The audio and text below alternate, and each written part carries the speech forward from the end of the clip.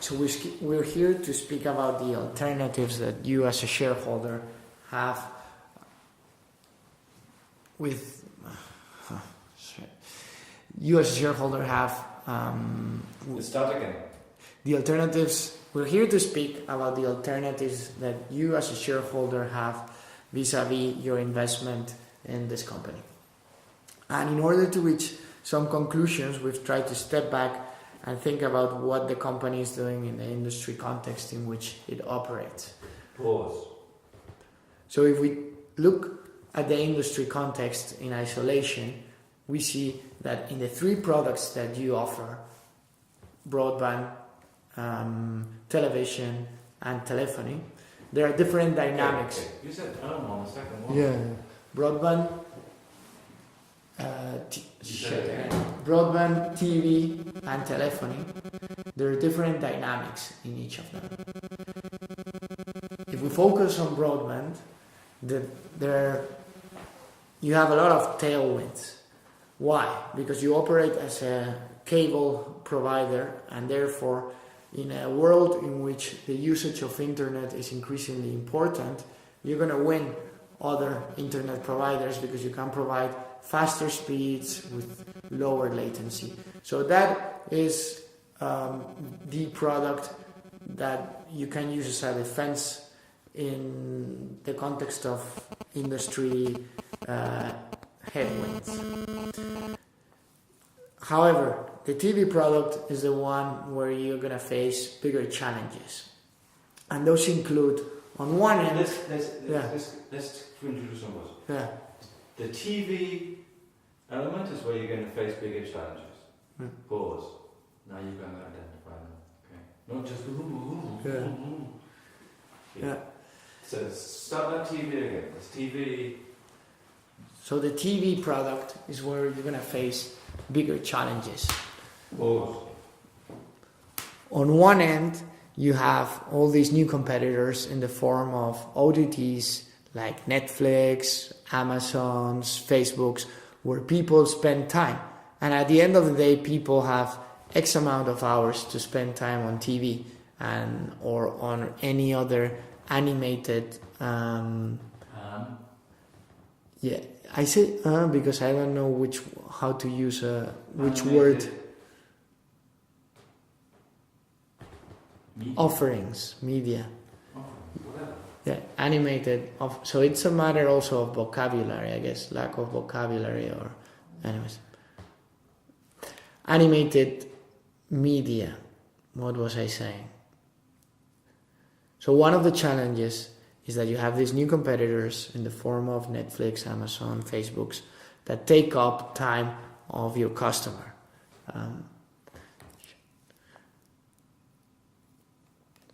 So inevitably, you will be faced with some of the trends that we've already seen in the US, where some of your customers will become cord cutters, whereby they will stop... No, you said cord cutters, not two separate things. White House, cord cutters. Cord cutters. That's it. It's one word. Yeah. No? Yeah. Cord cutters. It's with a semicolon. Cord cutters. Or not, but it's one idea. Yeah. So you don't Cord cut cutters. that chunk. Cord cutters. They will inevitably... See, it's vocabulary. How do I say? Drop. They will inevitably drop your TV product and use your broadband product to stream these OTTs. So that's the first... This or these? These OTTs. So that's the first headwind that you're facing on the TV product. And then the second one is that there's increased competition for content. So inevitably, the ammunition that you use in the TV packages or the product that you sell through your TV packages is costing you more. And therefore, the margins of those products will be reduced. So those are the two headwinds that you're facing on TVs, and it's a matter of time that you will actually see those reflect on your P&L, even if it's not happening now. Then the third product, we all know that it's a legacy product, the telephone. You went straight into the third. Yeah. You didn't pause. You have three things. No? Yeah, I'm trying to go straight into the conclusions too fast. We want the three things. The first one is? First one is internet, Second one broadband, is? TV. You just told me all the TV shit. Yeah. This is the end of the paragraph. Yeah. Now the next thing is side heading, bold. Telephony. Telephony. Telephony. Pause. Now tell me about telephony. You just went straight in. There was no... It's so obvious that I'm just jumping. I'm saying the third product that you have, we all know is So, pause. Yeah. Third product. The third product is telephony. And we all know that telephony is just a dying product, which has been decreasing for as far as we remember at 5 to 10% a year, and inevitably it will ultimately disappear. You still say no? So how can you maximize your chances of being successful as a company in that industry context? First, you need scale. You need scale because that will allow you to enter into better content provision agreements with the content provision. Mm-hmm. With the content producers. Scale because you will reach more subscribers and you will be able to spread the fixed cost amongst more of them. Scale because you will have a more dense network, and in a context in which 5G will be coming in the coming years, will be deployed in the coming years, having that dense network will allow you to take advantage of that new technology. And scale is something that you currently don't have, and it's difficult to gain organically. So when we analyze the strategy that the management team has put forward to the market, pause between. It's difficult to gain organically. Pause. Yeah. Difficult to gain organically. Pause. New thing. So when we analyze the strategy that the teams put together, or whatever you're saying. Yeah, I'm just trying to link it because the strategy speaks about organic growth. Okay, but still give it a pause. Organically. If you want, pause and relaunch with the same tone. No, organically. What we're going to do with the organically shit, no? Organically, pause. And then carry on with the same line. It's difficult to gain organically. So when we analyze the communication of your management team and they emphasize the focus on organic growth, we find that